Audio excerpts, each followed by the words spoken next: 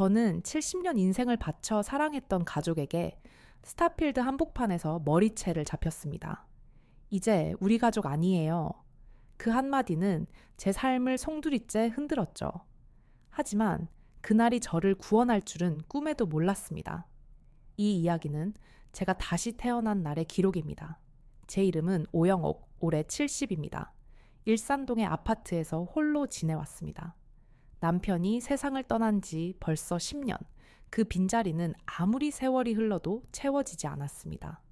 남편은 저에게 세상을 다 준 사람이었고, 저 역시 그를 위해, 그리고 우리의 하나뿐인 아들, 진우를 위해 모든 것을 바쳤습니다. 결혼 후부터 남편이 일군 작은 사업을 함께 키워냈고, 허리띠를 졸라매어 겨우 이 아파트를 장만했을 때의 기쁨은 아직도 생생합니다. 그 아파트에서 세 식구가 단란한 미래를 꿈꿨죠. 남편은 항상 영곡 씨, 당신 덕분에 내가 이렇게 살 수 있어 라고 말하곤 했습니다. 그 말은 제 삶의 가장 큰 자부심이었습니다. 하지만 남편이 떠나고 그 자부심은 점차 희미해졌습니다. 저의 모든 시간과 관심은 오직 아들 진우와 며느리 유미, 그리고 사랑스러운 손자 민회계로 향했습니다. 진우가 결혼하고 아이를 낳으면서 저는 제가 할 수 있는 모든 것을 해주고 싶었습니다. 남편과 함께 모아둔 돈으로 진우의 사업 자금을 대주었고, 유미에게는 매달 생활비를 보태주었으며 민호의 학원비까지 제가 부담했습니다. 남편이 살아있을 때도 저는 항상 가족을 최우선으로 여겼으니까요. 자식 잘 되는 것이 부모의 가장 큰 행복이라 믿었고, 그것이 곧 남편의 뜻을 이어가는 길이라고 생각했습니다. 그러나 그들의 태도는 점점 변해갔습니다. 처음에는 고맙다고 하던 유미도 어느새 당연하게 받아들였고, 제 아들 진우는 아내의 눈치를 보느라 제게 제대로 된 말 한마디 건네지 못하는 사람이 되어 있었습니다. 저는 가끔 유미가 제 말을 중간에 끊거나 제가 건네는 반찬을 흘끗 보며 인상을 찌푸리는 것을 눈치챘습니다. 어머니는 왜 그렇게 사소한 것까지 신경 쓰세요? 라는 유미의 말 속에는 제가 더 이상 그들의 삶에 필요 없는 존재가 되어가고 있다는 서늘한 메시지가 담겨 있었습니다. 진우는 그저 엄마, 유미가 좀 피곤해서 그래요 라고 얼버무릴 뿐이었습니다. 제 아들이 저의 편이 되어주지 않는다는 사실은 칼날처럼 제 가슴을 베었습니다. 일요일이면 온 가족이 함께 식사하는 것이 제 작은 낙이었지만 그마저도 점점 힘들어졌습니다. 유미는 약속 시간에 늘 늦었고 식탁에서는 스마트폰에서 눈을 떼지 않았습니다. 제가 민호는 밥 잘 먹니? 라고 물으면 유미는 어머니, 저번에 다 말씀드렸잖아요. 민호가 요즘 학원 때문에 바빠서 라며 짜증 섞인 말투로 되받아치곤 했습니다. 그럴 때마다 저는 입을 꾹 다물고 억지로 미소를 지으려 애썼습니다. 속으로는 무너져 내리는 자존심과 함께 내가 무엇을 잘못하고 있는가 하는 자책감이 밀려왔습니다. 밤늦게 홀로 아파트에 돌아오면 텅 빈 거실이 저를 맞았습니다. 고요함은 저의 고독을 더욱 깊게 만들었습니다. 남편이 살아있을 때는 함께 드라마를 보거나 사소한 하루 일과를 이야기하며 웃음꽃을 피웠는데 이제는 아무도 없었습니다. 벽에 걸린 남편의 사진 속 그는 다정하게 웃고 있었지만 그 웃음은 저의 외로움을 더 부추기는 듯했습니다. 저는 조용히 식탁에 앉아 차가워진 찌개를 다시 드며 생각했습니다. 제가 바친 희생이 과연 무엇을 위한 것이었을까? 제가 사랑했던 가족은 저에게 무엇을 돌려주고 있을까? 어쩌면 저는 너무 오랫동안 제 자신을 잊고 살아왔는지도 모르겠습니다. 하지만 그 순간에도 저는 가족에 대한 희망을 놓지 않았습니다. 언젠가는 이 모든 희생이 진정한 사랑으로 돌아오리라 믿었습니다. 어쩌면 그 믿음이 저를 더 깊은 나락으로 끌고 간 것인지도 모릅니다. 그 믿음이 산산조각 나는 데는 그리 오랜 시간이 걸리지 않았습니다. 어느 화창한 주말, 제가 진우에게 선물해 주었던 새 차를 타고 가족이 모두 함께 고향 스타필드로 향했습니다. 민호의 새 학용품을 사주고 오랜만에 다 함께 영화라도 한 편 보며 즐거운 시간을 보내리라 기대했습니다. 백화점의 화려한 불빛과 사람들로 북적이는 활기찬 분위기는 잠시나마 제 마음속의 그림자를 걷어내는 듯 했습니다. 저 역시 멋진 새 옷을 입고 한껏 들떠 있었죠. 유미가 좋아하는 브랜드 매장 앞에서 진우가 잠시 자리를 비운 사이 유미는 제게 새로 나온 명품 가방을 보여주며 넌지시 말했습니다. 어머님, 이번에 새로 나온 건데 정말 예쁘죠? 이거 하나 있으면 모든 옷에 다 잘 어울릴 것 같아요. 저는 망설임 없이 손자의 학원비로 모아둔 돈에서 얼마를 꺼내 유미에게 건넸습니다. 네가 마음에 든다면 사야지. 네가 기쁘면 나도 기쁘단다. 하지만 유미는 그 돈을 받고도 만족하지 못하는 눈치였습니다. 그녀의 얼굴에는 미묘한 불만이 스쳐 지나갔습니다. 그리고 진우가 돌아와 민호의 문제로 제게 묻자 유미는 갑자기 날카로운 목소리로 저를 몰아쓰기 시작했습니다. 어머니, 지난번에도 말씀드렸잖아요. 민호가 그 학원 때문에 얼마나 스트레스를 받는지 아세요? 어머니는 왜 항상 저희 일에 간섭하려고 하세요? 갑작스러운 유미의 언성에 주변 사람들의 시선이 일제히 저희에게로 쏠렸습니다. 제 심장이 쿵 내려앉았습니다. 이런 곳에서 사람들 앞에서 이런 말을 듣다니 당황스러움에 말문이 막혔지만 유미는 멈추지 않았습니다. 그녀의 눈빛은 차갑게 얼어붙었고 목소리는 더욱 거칠어졌습니다. 어머니는 정말 저희에게 아무것도 해주지 마세요. 저희는 어머니의 도움이 필요 없어요. 제발 더 이상 우리 가족이라고 말하지 마세요. 그 말과 동시에 그녀의 손이 제 머리채를 거칠게 잡아챘습니다. 아, 짧은 비명과 함께 제 머리카락이 한 움큼 뜯겨나가는 고통이 전해졌습니다.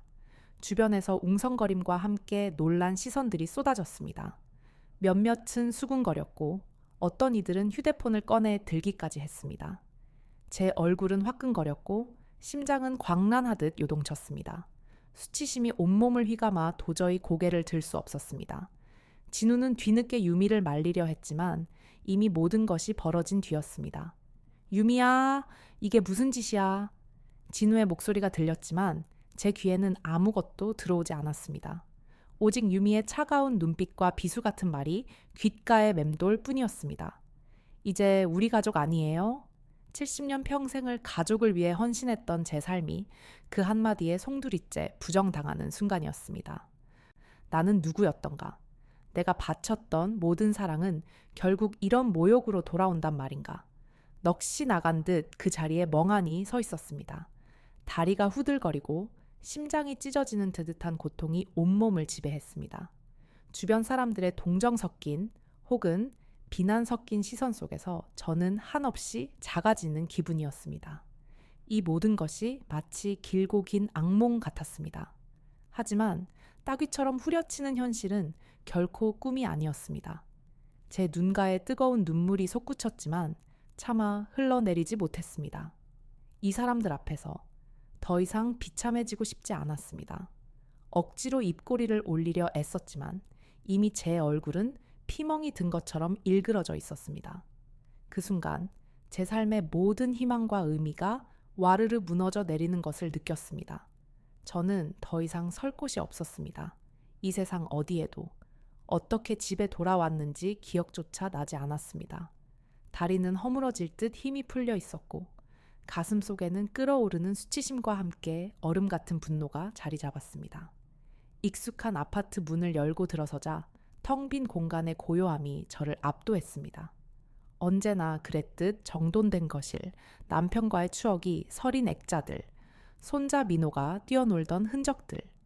모든 것이 전과 같았지만 제 눈에 비친 풍경은 너무나도 달랐습니다. 마치 생명이 빠져나간 허물 같았습니다. 제가 평생을 바쳐 지켜온 이 보금자리가 이제는 저를 가두는 감옥처럼 느껴졌습니다. 식탁에 홀로 앉아 차가운 물 한 잔을 들이켰습니다. 목구멍으로 넘어가는 물줄기는 얼음처럼 차가웠지만 제 속의 불덩이는 꺼지지 않았습니다. 머릿속에는 유미의 차가운 눈빛과 이제 우리 가족 아니에요 라는 비수가 끊임없이 재생되었습니다. 그리고 그 뒤에는 늘 침묵으로 일관했던 진우의 무관심한 얼굴이 아른거렸습니다. 그래, 더 이상은 안 된다. 내가 무엇을 위해 이렇게 버텨왔는가? 남편이 남겨준 이 공간, 이 자산을 자식들에게 물려주는 것이 제 의무라고 생각했지만 그것은 착각이었습니다. 그들은 제 희생을 당연하게 여겼고 제가 존재 자체를 부정당하는 순간에도 아무도 저를 지켜주지 않았습니다. 이제 그만해야 했습니다. 이 모든 굴레를 끊어내야만 했습니다. 떨리는 손으로 전화기를 들었습니다. 그동안 혹시나 하는 마음에 미뤄왔던 일을 이제야 실행할 때였습니다. 변호사에게 전화를 걸었습니다. 제 남편의 오래된 친구이자 저의 재산 관리를 도와주던 분이었습니다. 박 변호사님, 저 오영옥입니다. 제가 드릴 말씀이 있습니다. 제 목소리는 생각보다 차분했습니다. 그는 제가 전화를 건 의도를 짐작하는 듯 침묵했습니다. 제가 아파트를 팔려고 합니다. 그리고 더 이상 아들 내외에게 어떤 지원도 하지 않을 겁니다. 말을 내뱉는 순간 심장이 쿵 떨어지는 것 같았지만 동시에 알 수 없는 해방감이 밀려왔습니다.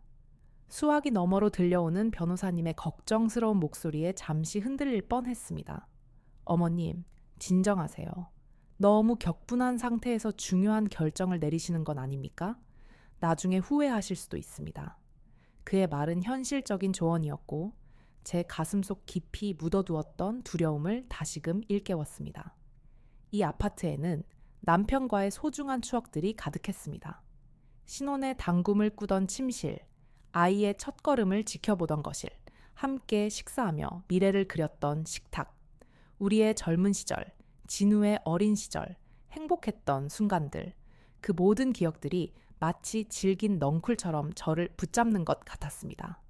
이 집을 팔면 그 모든 아름다운 기억까지도 함께 사라지는 것은 아닐까 하는 막연한 두려움이 밀려왔습니다.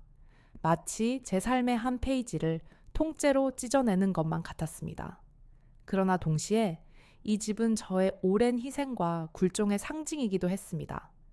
텅 빈 거실에서 홀로 삼키던 고독, 자식들에게 버림받았다는 비참함, 그리고 끝없이 반복되던 자기 연민, 이 모든 아픔이 이 벽들 속에 스며들어 저를 짓누르는 것 같았습니다. 이제는 그 끈을 놓아야 할 때였습니다. 아름다운 추억은 가슴 속에 묻어두고 아픈 기억들은 이 집과 함께 떠나보내야만 했습니다. 미래는 불확실했습니다. 70평생을 오직 가족의 그림자 속에서 살아온 제가 홀로 무엇을 할 수 있을까? 어디로 가야 할까? 남은 인생을 어떻게 살아가야 할지 막막함과 불안감이 파도처럼 밀려왔습니다. 세상 밖은 너무나도 넓고 차가워 보였습니다. 하지만 스타필드에서의 그 순간만큼은 아니었습니다. 그곳에서 저는 이미 모든 것을 잃었다고 생각했습니다. 더 이상 잃을 것이 없다는 사실이 오히려 저에게는 강한 용기가 되었습니다. 심장이 다시 뛰기 시작했습니다. 희미하게나마 이제는 저를 위해 살아야 합니다. 제 자신을 위해서요. 이 작은 속삭임이 제 마음을 붙들었습니다. 변호사님께 단호하게 말했습니다. 변호사님, 제 결심은 확고합니다. 이 아파트가 팔리고 나면 저는 새로운 곳으로 떠날 겁니다. 제 삶을 되찾기 위해서요. 더 이상 미룰 수 없습니다. 최대한 빨리 진행해 주십시오. 수화기를 내려놓자 묵직했던 마음이 조금이나마 가벼워지는 것을 느꼈습니다. 하지만 동시에 제 앞에 놓인 길은 여전히 아득하고 막막했습니다. 어둠 속에서 한 줄기 빛을 향해 내딛는 첫걸음이었습니다. 비록 불안했지만 다시 시작할 수 있다는 희망이 작게나마 피어오르고 있었습니다. 저의 새로운 70년 인생은 이제 막 시작될 참이었습니다. 며칠 뒤 저는 아들 내외를 불렀습니다. 전화를 걸었을 때 유미는 처음에는 무슨 일이냐며 경계하는 기색이었지만 제가 단호한 목소리로 중요한 할 이야기가 있으니 주말에 꼭 모이자고 말하자 마지못해 그러겠다고 했습니다. 주말 오후 익숙하지만 이제는 낯설게 느껴지는 이 아파트 거실에 진우와 유미 그리고 민호가 앉아 있었습니다. 민호는 제가 불러서 온 것이 아니라 아마 유미가 저를 설득하는 자리에 함께 앉히려는 의도였을 겁니다. 아이의 순진한 눈빛이 제 가슴을 아리게 했지만 이미 마음먹은 길을 되돌릴 수는 없었습니다. 차분하게 차를 내어주고 모두가 마주 앉자 정적만이 흘렀습니다. 진우는 불안한 듯 제 눈치를 살폈고 유미는 팔짱을 낀 채 시선을 피했습니다. 저는 심호흡을 한 번 하고 담담한 목소리로 입을 열었습니다. 지난번 스타필드에서 있었던 일은 내게 큰 충격이었단다. 그리고 그날 이후로 많은 생각을 했어. 제 말에 유미의 얼굴이 순간 굳어졌고 진우는 고개를 숙였습니다. 그래서 결정했다. 이 아파트를 팔기로. 그 순간 거실에는 폭풍이 몰아쳤습니다. 엄마, 지금 무슨 말씀을 하시는 거예요? 진우가 벌떡 일어났고 유미의 두 눈 경악으로 커졌습니다. 어머님, 갑자기 왜 그러세요? 농담이시죠? 그녀의 목소리에는 당황스러움과 함께 미세한 분노가 섞여 있었습니다. 농담 아니다. 저는 흔들림 없이 그들을 바라봤습니다. 그리고 이제부터 너희에게 어떤 경제적인 지원도 하지 않을 생각이다.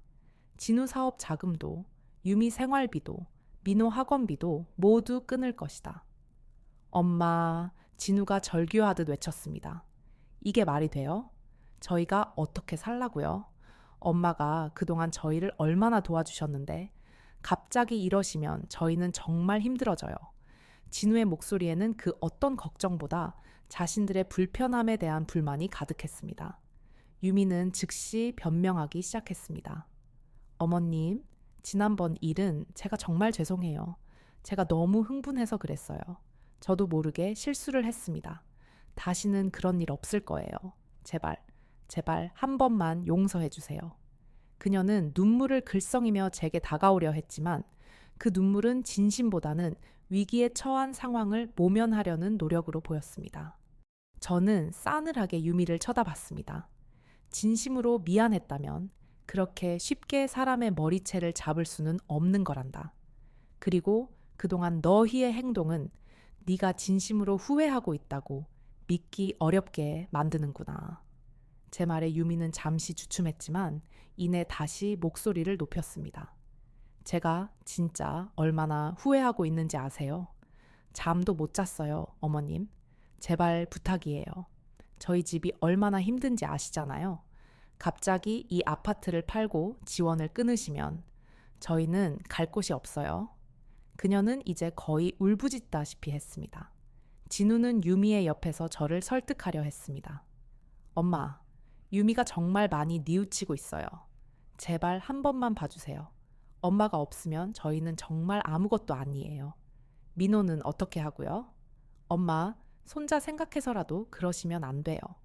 진우는 민호를 들먹이며 제 마음을 흔들려 했습니다. 민호는 어른들의 심각한 분위기를 알아챈 듯 불안한 얼굴로 저를 올려다보고 있었습니다. 그 순진한 눈빛에 한순간 마음이 약해지는 듯 했습니다. 하지만 스타필드에서의 그 끔찍한 순간이 다시 떠올랐습니다. 그 누구도 저를 지켜주지 않았던 그때의 고통이 나의 평생을 너희에게 바쳤다. 남편과 함께 어렵게 마련한 이 집도 모든 재산도 오직 너희를 위해서였다. 제 목소리에는 한없는 회한이 섞여 있었습니다. 하지만 너희는 나를 가족으로 여기지 않았다. 내가 필요할 때만, 돈이 필요할 때만 나를 찾았다. 나는 이제 더 이상 너희의 돈줄도 감정 쓰레기통도 아니다. 유미는 이번에는 무릎까지 꿇으며 애원했습니다. 어머님, 제발, 제발 저희를 버리지 마세요. 제가 잘못했어요. 제가 정말 죽을 죄를 지었어요. 앞으로 어머님, 말씀 한마디도 거역하지 않을게요. 매달 찾아뵙고 맛있는 음식도 해드리고 원하는 건 뭐든지 해드릴게요. 그녀의 필사적인 모습은 마치 물에 빠진 사람이 지푸라기라도 잡으려는 듯 했습니다. 늦었다. 저는 고개를 저었습니다. 나는 너희에게 충분한 시간을 줬다. 하지만 너희는 단 한 번도 나를 진심으로 존중하지 않았다. 이제는 내가 나를 존중할 시간이다. 제 눈에서는 더 이상 눈물이 나오지 않았습니다. 슬픔을 넘어선 어떤 단단한 결의가 느껴졌습니다. 이 집을 팔고 나는 남양주로 갈 것이다. 그곳에서 내 남은 인생을 나를 위해 살 것이다. 진우와 유미는 제 말에 얼어붙은 듯 했습니다. 남양주라는 말에 그들은 더욱 당황한 기색이 역력했습니다. 남양주요? 엄마, 혼자서 어떻게? 진우가 다시 입을 열었지만 저는 그의 말을 끊었습니다. 나는 너희의 걱정이 필요 없다. 내게는 나를 믿어주고 아껴주는 친구가 있고 이제는 나 자신을 믿는다. 그들은 한참을 더 제게 매달리고 온갖 감언이설로 저를 설득하려 했습니다. 민호를 앞세워 제 동정심을 자극하려 했고 저의 노년의 삶이 얼마나 비참해질지 상상하며 저를 겁주려 했습니다. 하지만 제 마음은 흔들리지 않았습니다. 이미 바닥까지 떨어졌던 자존감은 다시 강철처럼 단단해져 있었습니다. 이 자리에서 저는 70년 인생 동안 잃어버렸던 저 자신의 목소리를 되찾고 있었습니다. 제 삶은 이제 더 이상 그들의 것이 아니었습니다. 제가 내린 결정에 후회는 없었습니다. 오직 앞으로 나아갈 길만이 선명하게 보일 뿐이었습니다. 가족과의 대화가 끝나고 며칠 뒤 나는 곧바로 박 변호사에게 연락했다. 그는 나의 단호한 결정을 존중하며 신속하게 아파트 매매 절차를 진행해 주었다. 낯선 사람들이 내 집 안을 둘러보고 가격을 흥정하고 나의 지난 세월이 담긴 공간을 평가하는 모습은 묘한 기분이었다. 누군가에게는 그저 부동산 매물일 뿐인 이 공간이 내게는 70년 인생의 고스란히 담긴 역사였다. 하지만 나는 애써 감정을 억누르고 그 모든 과정을 덤덤하게 지켜봤다. 이미 마음속으로 이별을 고했기에 형식적인 절차들은 오히려 내게 앞으로 나아가야 할 길을 재확인시켜주는 듯했다. 아파트가 팔리기로 결정되자 본격적인 이사 준비가 시작되었다. 평생을 모아온 살림을 정리하는 일은 생각보다 훨씬 고되고 감정적인 과정이었다. 나는 손수 모든 것을 정리하기 시작했다. 거실 한편에 쌓여있던 오래된 앨범들을 꺼냈다. 빛바랜 사진 속에는 젊은 날의 남편과 내가 환하게 웃고 있었다. 앳된 진우의 재롱 앞에서 행복해하던 우리의 모습. 그때는 정말 세상 모든 것을 가진 듯했다. 남편의 굵고 투박한 손, 나를 바라보던 다정한 눈빛, 그리고 영국 씨 덕분에 내가 이렇게 살 수 있어. 라고 속삭이던 그의 목소리가 사진 속에서 생생하게 되살아났다. 사진 속 행복했던 순간들은 한없이 다정했지만 동시에 내 가슴에 깊은 회한을 남겼다. 그 시절에 내가 알았더라면, 이 모든 희생이 결국 모욕으로 돌아올 줄 알았더라면 과연 나는 다른 선택을 했을까? 안방 서랍 속에서 남편이 늘 아끼던 손목시계를 발견했다. 닳고 다른 가죽끈과 세월의 흔적이 역력한 시계 알은 그의 땀과 노력을 고스란히 담고 있는 듯했다. 나는 조심스럽게 시계를 손에 쥐었다. 차가운 금속의 감촉은 남편의 온기를 대신할 수 없었지만 마치 그가 내 곁에 있는 듯한 착각을 불러일으켰다. 여보, 나 정말 잘한 걸까요? 혼잣말처럼 중얼거렸지만 답은 돌아오지 않았다. 시계와 함께 작은 상자 속에는 결혼 반지와 함께 우리가 처음으로 함께 산 자그마한 은목걸이가 들어있었다. 소박하지만 그때의 우리에게는 세상의 모든 보석보다 귀했다. 나는 그 소중한 몇 개의 유품을 따로 챙겨두었다. 남은 것들은 어딘가에서 새로운 삶을 시작할 내게는 더 이상 짐이 될 뿐이었다. 진우의 어린 시절 물건들을 정리할 때도 복잡한 감정이 밀려왔다. 낡은 장난감 자동차, 첫 학예회 때 입었던 작은 한복, 서툰 글씨로 써내려간 어버이날 편지들. 나는 그 작은 종이 조각들을 한참이나 들여다봤다. 엄마 사랑해요 라고 삐뚤빼뚤 쓰인 글씨 속에는 순수하고 따뜻한 진우의 마음이 담겨 있었다. 그때의 진우는 내게 세상의 전부였다. 그런 아이가 자라 지금의 모습이 된 것은 과연 누구의 잘못이었을까? 나의 지나친 희생이 그들을 이기적으로 만든 것일까? 아니면 그들의 본래 모습이었을까? 생각은 꼬리에 꼬리를 물었지만 명확한 답은 찾을 수 없었다. 다만 더 이상 이 모든 것을 짊어지고 갈 수 없다는 사실만이 분명했다. 가장 힘든 순간마다 친구 지수가 내 곁을 지켰다. 지수는 내가 남양주로 간다는 소식을 듣고는 흔쾌히 자신의 작은 한옥 별채를 빌려주겠다고 했다. 연고가 네가 그동안 얼마나 힘들었는지 내가 다 알잖아. 이번에는 네가 행복해질 차례야. 나야 내 옆에 있으면 그저 좋지 뭐. 그녀는 굳이 나의 아픈 상처를 들추려 하지 않았다. 그저 묵묵히 내 옆에서 박스 테이프를 붙이고 무거운 짐을 옮기는 것을 도왔다. 때로는 따뜻한 차 한 잔을 건네며 힘들면 언제든지 기대라고 말했고, 때로는 내가 말없이 흐느끼고 있을 때 말없이 등을 토닥여 주었다. 그녀의 존재는 내게 사막의 오아시스 같았다. 나를 비난하지 않고 판단하지 않으며 그저 있는 그대로의 나를 받아주는 유일한 사람이었다. 지수가 아니었다면 나는 이 모든 과정을 감당할 수 없었을지도 모른다.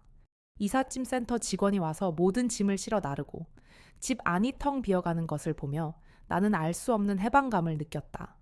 낡은 마루 바닥이 훤히 드러나고 벽에는 액자를 걸었던 희미한 흔적들만이 남았다.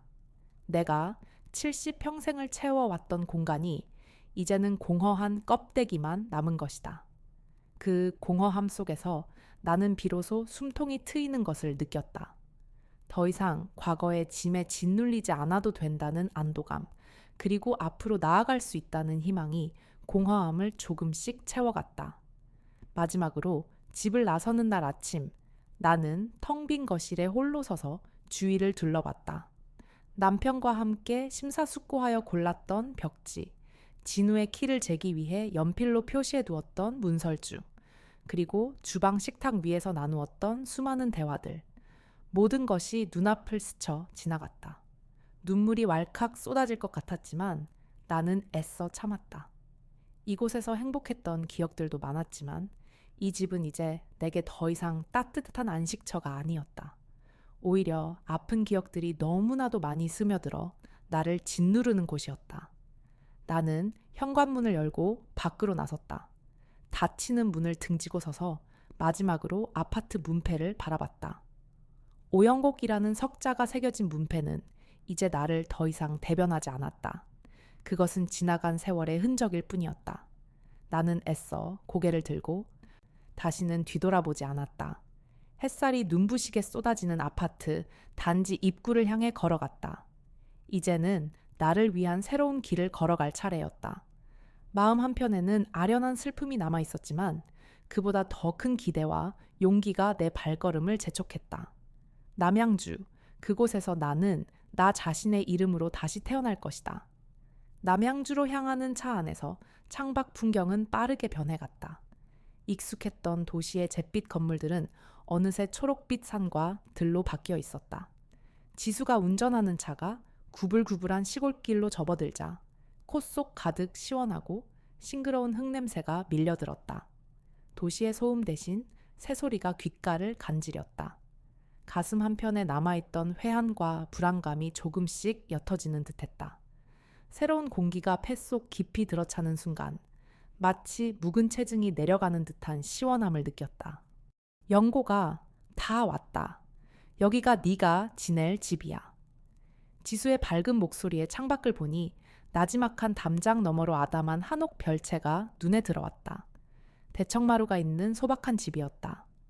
화려하진 않았지만 햇볕이 잘 드는 마당에는 이름 모를 들꽃들이 피어 있었고 돌담 아래에는 장독대가 정겹게 놓여 있었다. 도시의 아파트와는 완전히 다른 숨 쉬는 듯한 공간이었다. 지수는 내 손을 잡고 마당으로 이끌었다.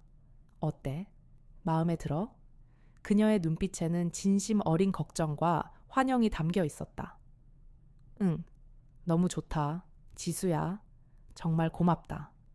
나는 울컥 치밀어 오르는 감정을 애써 누르며 대답했다. 지수는 따뜻하게 나를 안아주었다. 고맙긴. 네가 여기 와줘서 내가 더 좋지. 혼자 심심했는데 잘 됐다. 어서 들어가 봐. 그녀의 품에서 나는 처음으로 온전한 안도감을 느꼈다. 낯선 곳이었지만 지수의 존재만으로도 이곳은 이미 따뜻한 보금자리가 되어 있었다. 집 안으로 들어서자 오래된 나무 냄새와 함께 따뜻한 온기가 느껴졌다. 지수가 미리 보일러를 틀어놓은 모양이었다. 방은 소박했지만 깨끗하게 정돈되어 있었고 창밖으로는 푸른 산이 한눈에 들어왔다. 거실에는 작은 상이 놓여 있었고 그 위에는 지수가 준비해둔 따뜻한 차와 약과가 올려져 있었다. 나는 차를 마시며 창밖을 바라봤다. 멀리서 들려오는 닭 울음소리, 바람에 흔들리는 나뭇가지 소리만이 들릴 뿐이었다. 이 고요함 속에서 나는 잃어버렸던 나 자신을 다시 찾아낼 수 있을 것만 같았다. 그날 저녁, 지수는 직접 끓인 된장찌개와 갓 지은 밥으로 푸짐한 저녁상을 차려주었다. 오랜만에 맛보는 집 밥은 꿀맛이었다. 식사 도중 옆집에 사는 박씨 부부가 떡을 들고 찾아왔다. 새로 오셨다는 분이 이 댁이시죠. 저희는 옆집에 사는 박씨네입니다. 이사 오시느라 힘드셨을 텐데 따뜻한 떡이라도 드세요. 투박하지만 전기 느껴지는 말씨와 환한 웃음은 내 얼어붙었던 마음에 온기를 불어넣었다. 도시에서는 상상도 할 수 없는 이웃 간의 전기였다. 나는 어색하게 인사를 받았지만 그들의 순박한 눈빛에서 진심을 느낄 수 있었다. 며칠이 지났다. 나는 느리지만 꾸준히 새로운 삶에 적응해 갔다. 아침에는 일찍 일어나 마당을 쓸고 지수가 일러준 대로 작은 텃밭에 상추와 쑥갓 씨앗을 심었다. 흙냄새를 맡으며 무릎을 꿇고 씨앗을 심는 행위는 잊고 있던 생명의 경이로움을 일깨워 주었다. 손자 민호의 학원비를 대주기 위해 그토록 아꼈던 돈으로 명품 가방을 샀던 유미의 얼굴이 스쳐 지나갔지만 이제는 미련이나 분노보다는 어떤 초월적인 담담함이 느껴졌다. 흙과 교감하며 나는 조금씩 나 자신과 화해하는 법을 배우고 있었다. 오후에는 마을 어귀를 산책하거나 지수와 함께 시장에 가서 장을 보기도 했다. 시장은 사람 사는 냄새로 가득했다. 상인들은 인심 좋게 덤을 얹어주었고 오가는 사람들은 서로에게 정겹게 안부를 물었다. 나는 그들의 모습 속에서 잊고 지냈던 따뜻함을 발견했다. 처음에는 어색하고 낯설었던 모든 것들이 시간이 지날수록 점차 편안하고 익숙해졌다. 어느 날 저녁 마당 평상에 앉아 하늘을 올려다보았다. 도시에서는 희미하게만 보이던 별들이 남양주의 밤하늘에서는 보석처럼 쏟아져 내렸다. 은은한 달빛 아래 나는 고요히 숨을 쉬었다. 더 이상 속상함에 가슴을 치거나 외로움에 몸서리치지 않았다. 지난 세월의 아픔이 완전히 사라진 것은 아니었지만 그 상처 위로 새로운 흙이 덮여가는 듯한 기분이었다.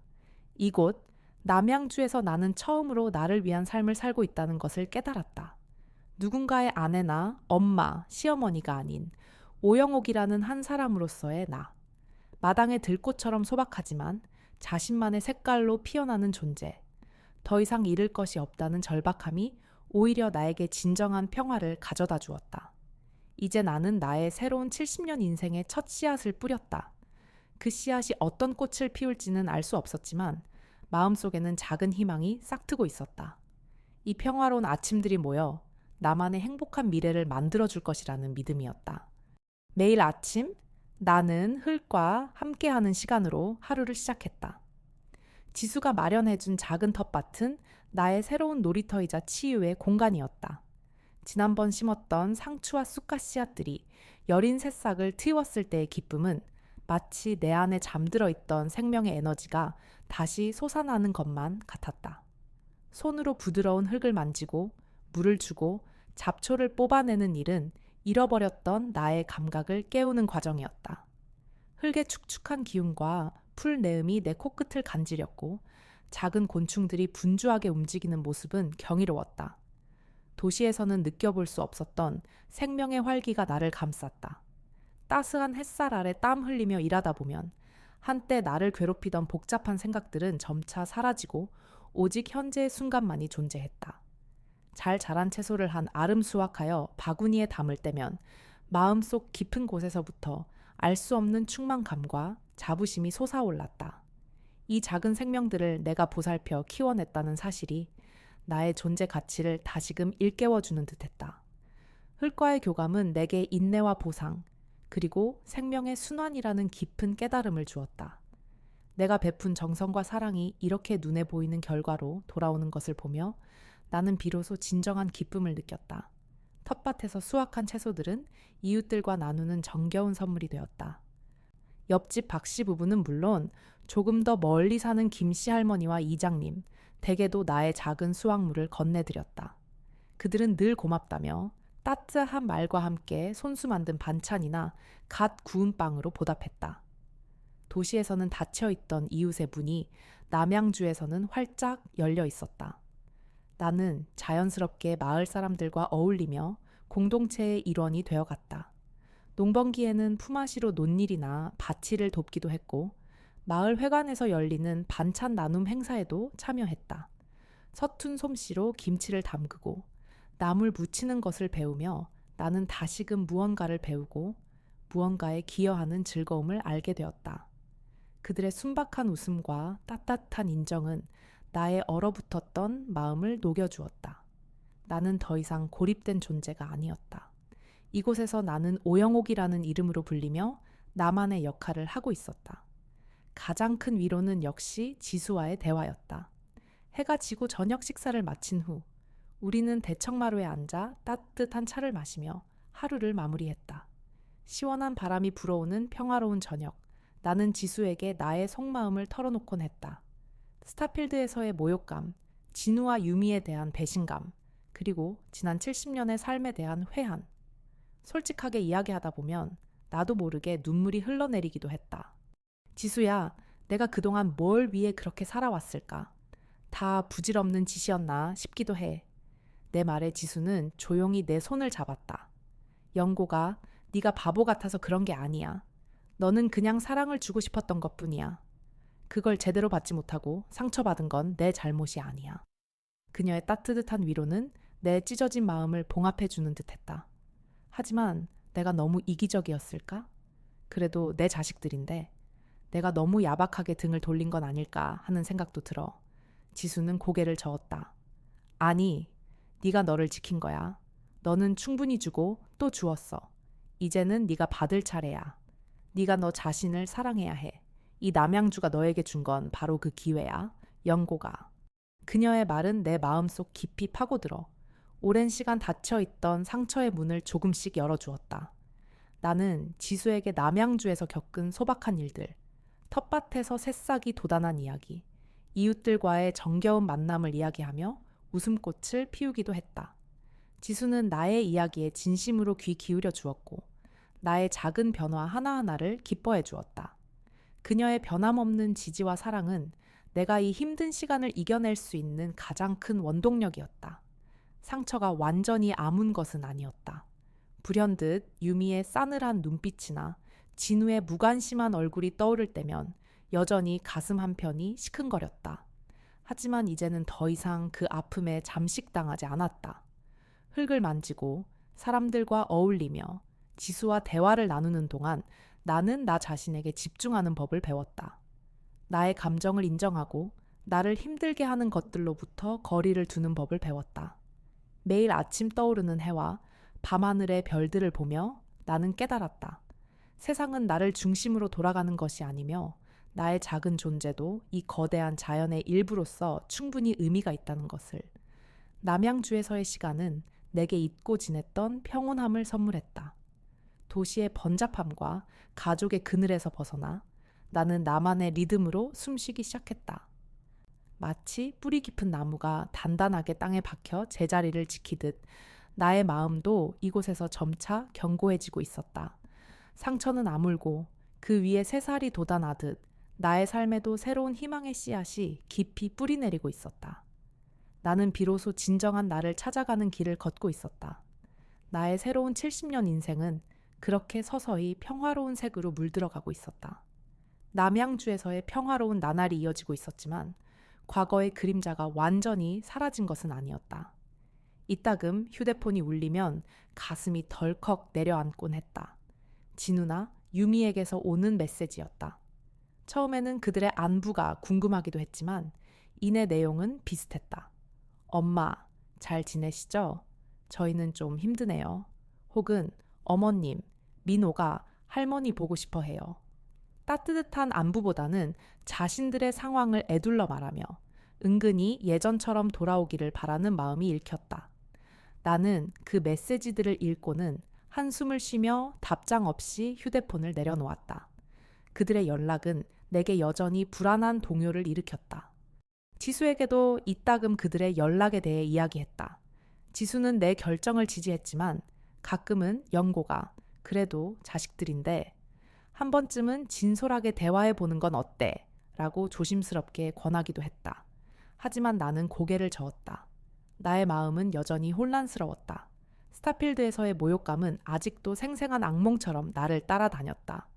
그들의 말 한마디, 행동 하나하나가 내게는 깊은 상처로 남아 있었다. 내가 그들에게 다시 기회를 준다면 또다시 그들의 이기적인 욕망에 이용당할지도 모른다는 두려움이 컸다.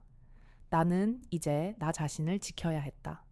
그 어떤 후회도 남기지 않겠다고 다짐했던 그때의 결심을 지키기 위해 나는 여전히 그들과의 거리를 유지해야만 한다고 생각했다. 용서란 쉬운 일이 아니었다. 특히 나를 짓밟았던 이들을 용서하는 것은. 그러던 어느 날 오후였다. 텃밭에서 갓 수확한 상추를 다듬고 있는데 마당 쪽에서 인기척이 느껴졌다. 낯선 발걸음 소리에 고개를 들었을 때 작은 그림자가 대청마루 끝에 서 있었다. 가슴이 철렁 내려앉았다. 낯선 사람인가 싶었지만 익숙한 듯 낯선 그 뒷모습은 민호였다. 내 손자 민호가 여기에 이 남양주 시골집에 홀로 서 있었다. 나는 들고 있던 상추를 떨어뜨린 채 멍하니 민호를 바라보았다. 민호는 고개를 숙인 채 신발끈만 만지작거리고 있었다. 민호야, 네가 어떻게 해? 목소리가 나오지 않았다. 꿈인가 싶었다. 그 작고 여린 어깨가 내가 그토록 보고 싶어 했던 아이의 모습이었다. 민호는 천천히 고개를 들었다. 그의 눈가에는 금방이라도 눈물이 쏟아질 듯한 슬픔이 고여 있었다. 할머니, 보고 싶었어요. 그의 목소리는 몹시 작고 떨렸다. 나는 민호에게 다가가 두 팔로 꼭 안아주었다. 따뜻하고 작은 천이 내 품에 안기자 오랫동안 잊고 지냈던 그리움과 함께 복잡한 감정이 밀려왔다. 어떻게 왔니? 엄마 아빠는 아시니? 조심스럽게 물었다. 민호는 고개를 저었다. 몰래 왔어요. 할머니가 보고 싶어서. 엄마랑 아빠는 매일 다투고 집이 너무 시끄러워요. 그의 말에 나는 가슴이 찢어지는 듯했다. 어린 손자가 얼마나 힘들었으면 혼자서 이렇게 먼 길을 찾아왔을까. 민호는 계속해서 작은 목소리로 집안 이야기를 털어놓았다. 부모님의 관계가 좋지 않고 자신에게도 신경 쓸 여유가 없다는 이야기였다. 할머니가 떠난 후 집안 분위기가 더 차갑게 변했다는 말도 덧붙였다. 나는 민호의 작은 손을 잡고 대청마루에 앉았다. 따뜻한 차와 약과를 내주며 나는 그 작은 아이의 이야기를 말없이 들어주었다. 그는 아직 어린아이였다. 부모님들의 갈등 속에서 홀로 힘들어하며 할머니의 따뜻한 품을 그리워했을 것이다. 민호의 순진한 눈빛과 진심 어린 애정에 나는 오랜만에 진정한 가족의 온기를 느꼈다. 유미와 진우에게서는 받을 수 없었던 조건 없는 사랑. 이 아이만은 내게 아무것도 요구하지 않았다. 그저 할머니의 존재 자체를 그리워하고 있었다. 밤이 깊어지고 민호는 서울로 돌아가야 했다. 할머니, 다음에 또 올게요. 할머니 보고 싶을 거예요. 민호는 내 품에 다시 안기며 속삭였다. 나는 그의 머리를 쓰다듬으며 아무 말도 할 수 없었다. 그저 눈물을 참고 고개를 끄덕였다. 민호가 택시를 타고 떠나는 뒷모습을 한참이나 바라봤다. 밤하늘의 별들이 유난히도 반짝였다. 민호의 방문은 내 마음속에 가라앉았던 가족에 대한 상념을 다시 수면 위로 끌어올렸다. 그들이 나를 상처 입혔지만 민호의 사랑은 여전히 내게 큰 의미였다. 내 결심은 단단했지만 한편으로는 작은 틈이 생겨버린 것만 같았다. 그 작은 틈 사이로 희미하지만 따뜻한 빛이 새어 들어오는 듯했다. 어쩌면 아직 끝난 것이 아닐지도 모른다. 이 모든 아픔 속에서도 사랑은 여전히 다른 형태로 존재하고 있었다. 민호가 다녀간 후 서울에서 걸려오는 전화나 문자 메시지의 내용이 미묘하게 달라지기 시작했다. 유미였다. 처음에는 여전히 변명과 자기 합리화가 섞인 내용이었지만 시간이 갈수록 진심 어린 후회와 그리움이 묻어나는 듯했다.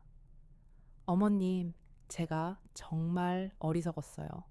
그때는 제가 너무 힘들어서 모든 것을 어머님 탓으로 돌렸나 봐요. 정말 죄송합니다. 같은 문장들은 과거의 형식적인 사과와는 분명히 달랐다. 스타필드에서의 모욕감은 아직도 생생한 악몽처럼 나를 따라다녔지만 민호의 작은 손에서 느꼈던 온기, 그리고 유미의 문자에서 느껴지는 미약한 진심이 내 단단했던 결심에 균열을 내기 시작했다. 용서란 쉬운 일이 아니었다. 특히 나를 짓밟았던 이들을 용서하는 것은 더욱 그랬다. 하지만 이 작은 변화 앞에서 나는 또다시 혼란스러워졌다. 어느 날 유미에게서 전화가 걸려왔다. 어머님, 이번 주말에 남양주로 찾아뵈도 될까요? 드릴 말씀이 있습니다. 조심스러우면서도 단호한 그녀의 목소리에 나는 아무 말도 할 수 없었다. 찾아오겠다는 말은 예상 밖이었다. 지수는 내 옆에서 영고가 그래도 한 번쯤은 만나서 이야기해보는 게 어때? 네가 마음의 짐을 덜 수 있다면 하고 조언했지만 나는 혼란스러웠다. 그녀를 마주할 용기가 있을까? 또다시 상처받을까봐 두려웠다. 내 오랜 희생과 아픔이 또다시 농락당할까봐 불안했다. 하지만 동시에 민호의 눈빛이 아른거렸다. 민호를 위해서라도 이 관계를 완전히 끊어내는 것이 옳은 일일까 하는 의문이 고개를 들었다. 결국 나는 짧게 그래 라고 대답하고 전화를 끊었다. 내 마음속에서는 아직 풀리지 않은 매듭들이 너무나 많았다. 주말 오후 나는 마당에서 애써 평온한 척 꽃을 돌보고 있었다. 손에 든 물뿌리개에서는 맑은 물줄기가 쏟아져 내렸지만 내 마음은 폭풍 전야처럼 고요하면서도 불안했다. 익숙한 차 소리가 들리고 잠시 후 유미가 조심스럽게 마당으로 들어섰다.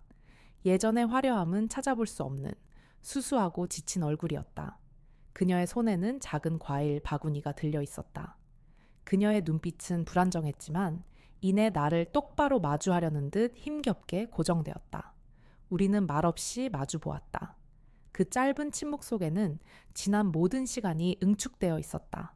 수치심, 분노, 슬픔, 그리고 미약한 그리움까지. 먼저 침묵을 깬 것은 유미였다. 그녀는 내 앞에 무릎을 꿇고 고개를 깊이 숙였다. 어머님, 정말 죄송합니다. 제가 얼마나 큰 잘못을 저질렀는지, 어머님께 얼마나 큰 상처를 드렸는지 이제야 깨달았습니다. 그녀의 목소리는 떨렸지만 그 속에는 과거의 형식적인 사과와는 다른 진심이 묻어 있었다. 어머님이 떠나신 후에 진우 씨도 저도 너무 힘들었어요. 집안은 매일 같이 냉랭했고 민호도 힘들어했어요. 그때서야 어머님의 빈자리가 얼마나 컸는지 알게 되었습니다. 어머님 덕분에 당연하게 누리던 모든 것이 사라지고 나서야 제가 얼마나 이기적이고 어리석었는지 깨달았어요. 그녀의 눈가에는 눈물이 글썽겼다. 그녀는 고개를 들고 나를 올려다봤다. 붉어진 눈시울과 후회로 가득한 얼굴에서 나는 분명한 변화를 느낄 수 있었다. 과거에 당당하고 무례했던 유미의 모습은 찾아볼 수 없었다. 그녀는 이제 상처받은 작은 아이처럼 보였다. 나는 그녀의 변화에 혼란스러웠다. 이 진심을 받아들여야 할까? 아니면 또 다른 기만일까? 내 마음속의 벽은 여전히 높았고 오랜 시간 쌓아온 불씨는 쉬이 무너지지 않았다.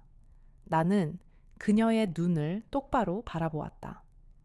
네가 힘든 것이 내가 겪은 고통과 같을 수는 없을 거다. 유미야. 나는 너희에게 가족으로서 모든 것을 바쳤지만 돌아온 것은 모욕뿐이었다. 그 상처는 그렇게 쉽게 지워지는 것이 아니다.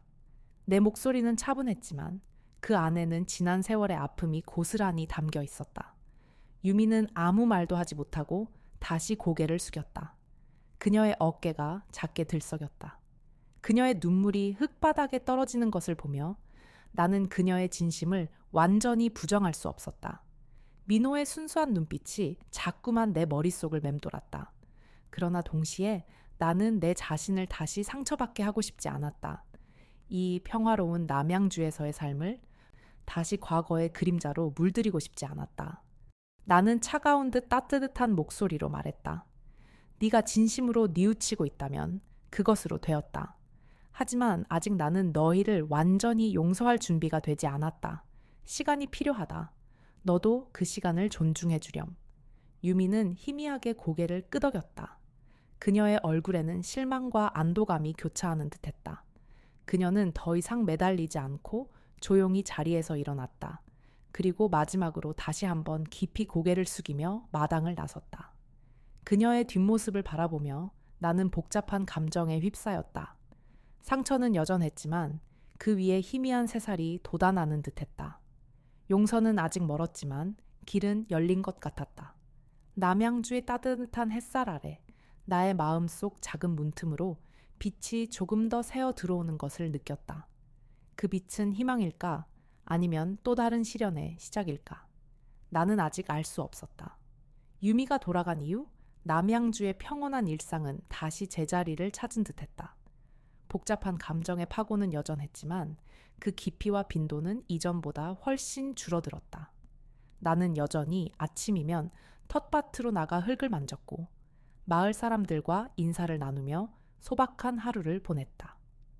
지수와 함께 대청마루에 앉아 차를 마시며 이야기를 나누는 저녁 시간은 이제 나에게 없어서는 안 될 소중한 일상이 되었다. 상처가 아물어가는 과정은 더디고 때로는 고통스러웠지만 그 위로 새살이 돋아나는 것처럼 나의 마음에도 작은 변화의 바람이 불고 있었다. 그러던 어느 날 지수와 함께 마을 회관에서 열리는 작은 직거래 장터에 나섰다. 텃밭에서 갓 수확한 채소들을 들고 나선 길이었다. 싱싱한 상추와 쑥갓을 진열하고 앉아 있는데 한 신사분이 내 앞에 멈춰 섰다. 말끔한 차림에 인자한 미소를 띠고 있었지만 어딘가 모르게 익숙한 얼굴이었다. 그는 한참 동안 나를 물끄러미 바라보더니 조심스럽게 입을 열었다. 오영옥 여사님, 맞으십니까? 순간 나는 숨을 헙 들이켰다. 이 낯선 시골 마을에서 내 이름을 아는 사람이 있다니. 놀라움에 고개를 끄덕이자 그의 얼굴에 환한 웃음꽃이 피었다. 아이고, 정말 여사님 맞으시군요. 저는 김상철입니다. 혹시 기억나실지 모르겠습니다. 김상철. 그 이름이 낯설지 않았다. 남편의 오랜 사업 파트너이자 절친한 친구였다. 남편이 살아있을 적 우리 집에 자주 드나들며 함께 사업 이야기를 나누고 밤늦도록 술잔을 기울이던 그 김상철 이사님이었다. 세월의 흐름에 따라 희끗희끗해진 머리와 깊어진 눈가의 주름은 있었지만 온화한 눈빛과 인자한 미소는 예전 그대로였다.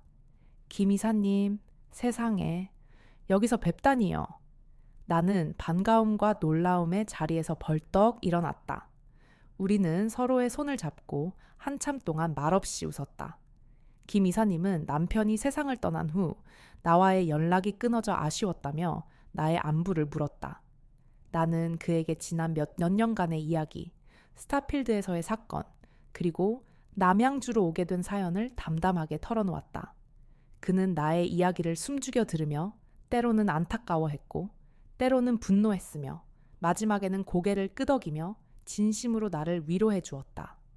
여사님께서 이렇게 강인한 분이셨군요. 고 박 사장도 여사님을 정말 존경했을 겁니다. 그의 위로에 나는 오랜만에 깊은 위안을 느꼈다. 대화는 자연스럽게 나의 새로운 삶으로 이어졌다. 나는 텃밭에서 채소를 키우는 즐거움, 이웃들과의 정겨운 교류, 그리고 남양주에서 찾은 평화에 대해 이야기했다. 김 이사님은 나의 이야기에 진심으로 귀 기울이며 환한 미소를 지었다.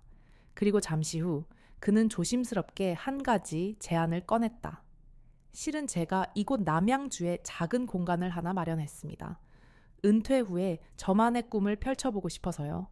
전통 한옥을 개조해서 찻집 겸 작은 문화 공간으로 만들 생각인데 마땅한 사람을 찾지 못하고 있었습니다. 나는 그의 말에 그저 고개를 끄덕이며 듣고 있었다.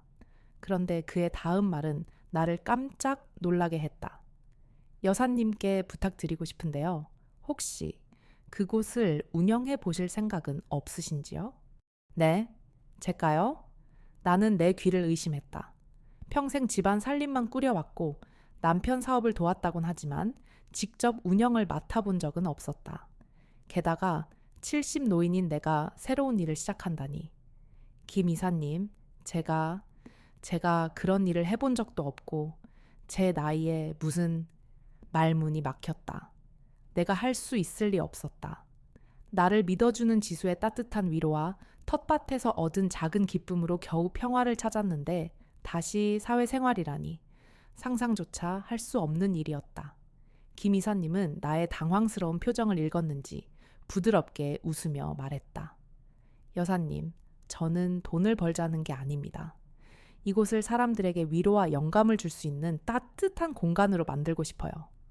여사님께서 겪으신 삶의 경험, 그리고 이곳 남양주에서 찾으신 평온함이야말로 그 어떤 화려한 경력보다 값진 것이라고 생각합니다.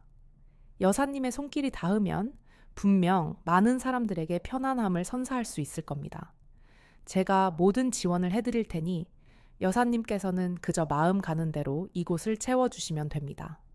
그의 진심 어린 제안에 나는 한동안 멍하니 앉아 있었다. 나의 70년 인생, 희생과 고통으로 얼룩진 세월, 그리고 이제 겨우 나 자신을 찾아가는 여정. 그 모든 것이 이 공간을 운영하는 것과 무슨 관계가 있을까? 내가 과연 사람들에게 어떤 위로와 영감을 줄 수 있을까? 두려움과 불안감이 다시 고개를 들었다. 혹시 또다시 누군가에게 이용당하게 되는 것은 아닐까 하는 의심도 스쳐 지나갔다. 나는 이제 더 이상 상처받고 싶지 않았다. 이 작은 평화를 깨고 싶지 않았다. 하지만 동시에 마음 한편에서는 알 수 없는 설렘이 피어올랐다. 흙과 함께하며 자연 속에서 찾은 깨달음, 이웃들과 나누는 정, 그리고 지수의 변함없는 우정. 이 모든 것들이 내게 새로운 의미를 주었다. 어쩌면 김 이사님의 말처럼 나의 지난 세월이 헛된 것만은 아닐지도 모른다. 내가 겪은 고난과 그 속에서 찾아낸 지혜를 다른 이들과 나눌 수 있다면, 지친 이들에게 따뜻한 차 한 잔과 함께 나의 이야기를 들려줄 수 있다면, 나는 고개를 들어 하늘을 올려다 보았다. 푸른 하늘 아래 따스한 햇살이 온몸을 감쌌다. 스타필드에서의 모욕 이후 다시는 삶의 의미를 찾지 못할 것이라 생각했다. 하지만 남양주는 내게 새로운 숨을 불어넣어 주었다. 이제는 그 숨결을 다른 이들과 함께 나누어야 할 때가 온 것일까? 텅 비었던 마음에 작지만 단단한 희망의 씨앗이 다시금 뿌리 내리는 것을 느꼈다. 김 이사님의 제안은 단순히 일자리가 아니었다. 그것은 나의 70년 인생이 헛되지 않았음을 증명해 보일 수 있는, 그리고 나 자신을 완성해 나갈 수 있는 또 다른 기회였다. 나는 아직 명확한 답을 내리지 못했지만 내 마음은 이미 새로운 꿈을 향해 조금씩 움직이고 있었다. 어둠 속에서 한 줄기 빛을 따라 걸어왔던 내가 이제는 스스로 빛이 되어 다른 이들의 길을 밝혀줄 수도 있다는 생각에 가슴이 벅차올랐다. 결국 나는 김 이사님께 연락을 드렸다. 며칠 밤낮을 고민했지만 내 마음속 깊은 곳에서는 이미 새로운 시작을 향한 강한 이끌림이 자리 잡고 있었다. 수화기 너머로 김 이사님의 밝은 목소리가 들려왔을 때 나는 망설임 없이 내 결심을 전했다. 김 이사님, 제가 한번 해보겠습니다. 여사님의 제안을 받아들이겠습니다. 내 말에 김 이사님은 기뻐하며 잘 생각하셨습니다. 여사님, 제가 여사님을 믿은 보람이 있군요. 라고 환하게 웃었다. 그의 진심 어린 지지는 불안했던 내 마음에 큰 용기를 불어넣어 주었다. 그로부터 며칠 뒤 나는 김 이사님과 함께 그 한옥 공간을 처음으로 찾았다. 마을 어귀, 작은 오솔길을 따라 들어가자 오래된 기와 지붕이 고즈넉하게 앉아있는 작은 한옥이 나타났다. 마당에는 잡초가 무성했지만 그 너머로 보이는 푸른 산자락과 맑은 하늘은 이곳이 가진 잠재력을 여실히 보여주는 듯했다. 낡고 바랜 나무 문을 열고 안으로 들어서자 오래된 나무 향기와 흙냄새가 코끝을 스쳤다. 공간은 생각보다 넓었고 햇살이 잘 드는 대청마루와 아담한 방들이 정겹게 이어져 있었다. 김 이사님은 내게 이 공간을 어떻게 꾸려나갈지에 대한 그의 비전을 설명해 주었다. 그는 이곳을 단순히 차를 파는 곳이 아니라 지역 주민들이 모여 이야기를 나누고 작은 전시회나 공연도 열 수 있는 문화 사랑방으로 만들고 싶다고 했다. 그의 말에서 나는 나의 역할이 단순히 운영자가 아니라 이 공간에 나의 삶의 지혜와 경험, 그리고 따뜻한 온기를 불어넣는 삶의 이야기꾼이 될 수 있음을 깨달았다. 지난 70년의 세월이 헛되지 않았다는 김 이사님의 말처럼 내가 걸어온 길 자체가 이곳을 채울 이야기가 될 수도 있겠다는 생각이 들었다. 가장 먼저 이 소식을 전한 것은 물론 지수였다. 나는 그녀에게 김 이사님의 제안과 나의 결심을 이야기했다. 영고가, 잘 생각했어. 드디어 네가 내 인생의 주인공이 되는구나. 지수는 마치 자기 일인 양 기뻐하며 나의 손을 꼭 잡았다. 내가 다 도와줄게. 청소부터 인테리어까지 뭐든지 말만 해. 그녀의 든든한 응원은 내가 이 새로운 도전에 더욱 몰입할 수 있게 하는 큰 힘이 되었다. 우리는 함께 이 공간의 이름을 고민하기 시작했다. 지수야, 어떤 이름이 좋을까? 뭔가 소박하지만 마음이 따뜻해지는 그런 이름이었으면 좋겠어. 나는 그동안 남양주에서 찾은 평화와 작지만 확실한 행복을 담아낼 수 있는 이름을 찾고 싶었다. 소박한 행복, 작은 행복. 지수는 여러 단어들을 조합해 보았다.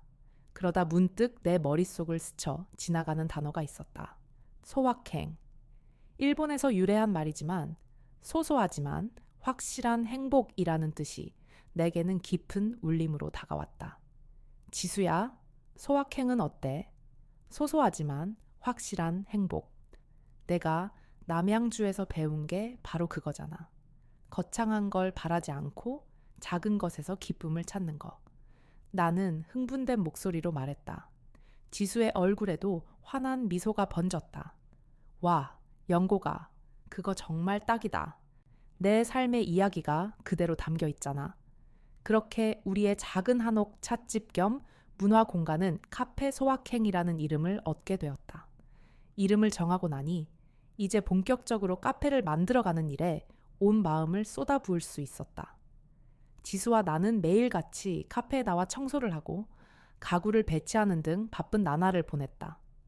낡은 벽지를 뜯어내고 햇살이 잘 드는 창가의 작은 화분들을 놓았다. 나는 텃밭에서 직접 키운 꽃들을 꺾어와 테이블마다 작은 꽃병에 꽂았다. 나의 손길이 닿을 때마다 낡고 오래된 공간은 생기를 얻고 따뜻한 온기로 채워지는 듯했다. 카페 메뉴도 나의 이야기를 담기로 했다.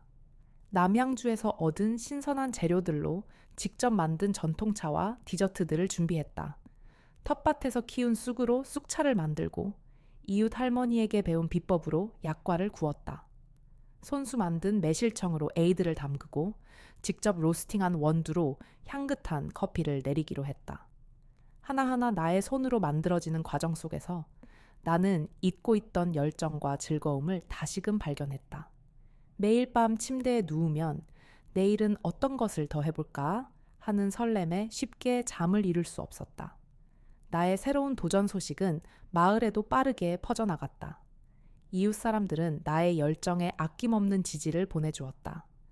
옆집 박씨 부부는 직접 만든 목공예품으로 카페를 장식할 수 있도록 도와주었고, 김씨 할머니는 카페에서 사용할 오래된 자개장을 흔쾌히 내주셨다. 이장님은 마을에서 열리는 행사에 카페를 홍보해주겠다고 나섰다. 그들의 따뜻한 도움과 격려 속에서 나는 공동체의 일원으로서 더 큰 책임감과 동시에 행복을 느꼈다. 더 이상 외톨이가 아니었다. 나는 이곳에서 나를 지지하고 응원해주는 소중한 사람들과 함께 새로운 꿈을 키워나가고 있었다. 카페 소확행은 단순한 공간이 아니었다. 그것은 지난 70년의 희생과 고통 속에서 피어난 나의 새로운 삶, 그리고 내가 찾아낸 행복의 결정체였다. 이곳에서 나는 나 자신을 온전히 드러내고 나의 이야기를 다른 이들과 나눌 수 있게 될 터였다. 텅 비었던 내 마음에 새로운 의미가 가득 채워지는 것을 느끼며 나는 다가올 날들을 기대했다. 나의 새로운 70년 인생은 이제 비로소 아름다운 꽃을 피울 준비를 마치고 있었다. 따스한 가을 햇살이 소확행이라는 팻말 위로 쏟아져 내리던 개업일 아침이었다. 지난 몇 달간의 노력과 기대가 한데 모인 그날 나는 설렘과 동시에 묘한 긴장감을 느꼈다. 지수와 김 이사님, 그리고 마을 주민들의 도움 덕분에 카페는 손님 맞이 준비를 완벽하게 마쳤다. 문을 열기 전 갓 내린 커피 향과 은은한 쑥차 향이 한옥 가득 퍼져나갔다. 이윽고 시간이 되어 문을 열자 이른 아침부터 찾아온 사람들로 카페 안은 금세 북적이기 시작했다. 지수와 마을 아주머니들이 분주하게 손님을 맞이했고 김 이사님은 흐뭇한 얼굴로 이 모든 과정을 지켜보고 있었다. 텃밭에서 직접 키운 꽃들로 장식된 테이블 위에는 내가 손수 만든 약과와 쑥떡, 그리고 따뜻한 차가 가지런히 놓여 있었다. 사람들의 밝은 웃음소리와 정겨운 이야기들이 어우러져 카페 소확행은 시작부터 따뜻한 온기로 가득했다. 나의 손길이 닿은 모든 것이 생명력을 얻어 빛나고 있었다. 나는 카운터에 서서 손님들에게 직접 차를 내어주거나 텃밭에서 기른 채소로 만든 샌드위치를 서빙했다. 나의 이야기를 들은 손님들은 저마다 따뜻한 눈빛으로 나를 바라보며 응원의 말을 건넸다. 여사님, 정말 대단하세요. 용기 있는 삶에 감동받았습니다. 이곳에서 마시는 차 한 잔이 제 마음까지 치유해 주는 것 같아요. 그들의 말 한마디 한마디가 내 가슴속 깊은 곳에 남아있던 얼음 조각들을 녹여주었다. 나는 더 이상 과거의 상처에 갇힌 존재가 아니었다. 이곳에서 나는 오영옥이라는 이름으로 새로운 삶을 시작하고 있었다. 점심시간이 지나갈 무렵 카페 문이 다시 열리고 3명의 낯익은 얼굴이 들어섰다. 진우, 유미, 그리고 민호였다. 그들은 잠시 문가에 서서 북적이는 카페 안을, 그리고 분주하게 손님을 맞이하는 나를 물끄러미 바라봤다. 그들의 눈빛에는 당황스러움과 함께 이 모든 상황이 믿기지 않는다는 듯한 복잡한 감정이 서려 있었다. 특히 유미의 얼굴은 창백하게 질려 있었고 진우는 어색하게 넥타이를 매만졌다. 민호만이 순수한 눈빛으로 나를 바라보고 있었다. 나는 순간 모든 움직임을 멈추고 그들을 응시했다. 오랜만에 마주한 그들의 모습에 내 마음속 깊은 곳에서 다시금 미묘한 감정들이 피어올랐다. 김 이사님이 먼저 그들을 발견하고 다가가 인사를 건넸다. 그제야 진우와 유미는 정신을 차린 듯 꾸벅 인사를 하고 조심스럽게 내게 다가왔다. 엄마, 정말 여기가 엄마가 여시는 카페였어요. 진우의 목소리에는 놀라움과 함께 알 수 없는 존경심이 섞여 있었다. 유미는 아무 말도 하지 못하고 그저 입술을 꾹 깨물고 있었다. 나는 그들에게 자리를 안내하며 차분한 목소리로 말했다. 그래, 소확행이다. 소소하지만 확실한 행복을 찾아가는 곳. 그들은 조용히 차를 마시며 카페를 둘러봤다. 내가 직접 그린 그림들, 텃밭에서 가져온 꽃들, 그리고 이웃들의 손때 묻은 공예품들이 어우러진 공간은 그들에게 낯설지만 따뜻한 기운으로 다가갔을 것이다. 민호는 특히 내가 심은 작은 화분을 보며 할머니, 이거 할머니가 심은 거예요? 예쁘다. 며 해맑게 웃었다. 그 작은 미소에 내 마음은 다시 한번 흔들렸다. 잠시 후 유미가 조용히 자리에서 일어났다. 그녀는 내 앞에 다가와 다시 무릎을 꿇었다. 이번에는 지난번의 애원과는 다른 훨씬 깊은 진심이 느껴졌다. 어머님, 제가 정말 죄송합니다. 어머님께서 이곳에서 이렇게 새로운 삶을 살아가시는 동안 저는 지난날의 제 자신을 얼마나 미워했는지 모릅니다. 스타필드에서의 일은 제가 어떤 핑계를 대더라도 용서받지 못할 일입니다. 어머님께서 겪으신 고통과 상처를 제가 감히 상상조차 할 수 없었을 만큼 어리석고 이기적인 사람이었습니다. 그녀의 목소리는 떨렸고 눈물은 쉴 새 없이 흘러내렸다. 그녀는 고개를 들고 나를 올려다보며 애처로운 눈빛으로 말했다. 어머님께서 저희 곁을 떠나신 후 저희 집은 정말 지옥 같았습니다. 어머님께서 얼마나 큰 버팀목이었는지 저는 어머님의 희생을 당연하게 여기며 오히려 저의 욕망을 채우는데 급급했습니다. 그날의 일은 제가 어머님을 가족으로 여기지 않았다는 가장 끔찍한 증거였습니다. 제가 어머님의 머리채를 잡았던 그 순간이 제 평생 가장 후회스러운 순간입니다. 그녀는 흐느껴 울며 나의 손을 잡았다. 그녀의 손은 차가웠지만 그 진심은 뜨겁게 전해져 왔다. 진우 역시 자리에서 일어나 유미 옆에 섰다. 엄마. 유미 말대로 제가 너무 못났습니다. 엄마가 상처받고 힘들어 하실 때 아들로서 아무것도 해주지 못했습니다. 그저 유미 눈치만 보고 엄마를 외면했습니다. 엄마가 얼마나 외로우셨을지 이제야 조금이나마 알 것 같습니다. 정말 죄송합니다, 엄마. 진우의 눈가에도 눈물이 맺혔다. 그의 목소리에서는 진정한 후회와 함께 잃어버렸던 아들의 애틋함이 느껴졌다. 나는 그들의 얼굴을 번갈아 바라보았다. 오랫동안 내 가슴을 짓눌렀던 분노와 서운함이 파도처럼 밀려왔다가 그들의 진심 어린 사과 앞에서 서서히 옅어지는 것을 느꼈다. 스타필드에서의 끔찍한 기억은 여전히 생생했지만 이제는 그 기억 위에 새로운 희망의 씨앗이 싹트고 있었다. 민호가 조용히 내게 다가와 나의 치마를 꼭 잡았다. 할머니, 울지 마세요. 할머니 웃는 게 좋아요. 아이의 따뜻한 손길에 나는 더 이상 참을 수 없었다. 뜨거운 눈물이 왈칵 쏟아져 내렸다.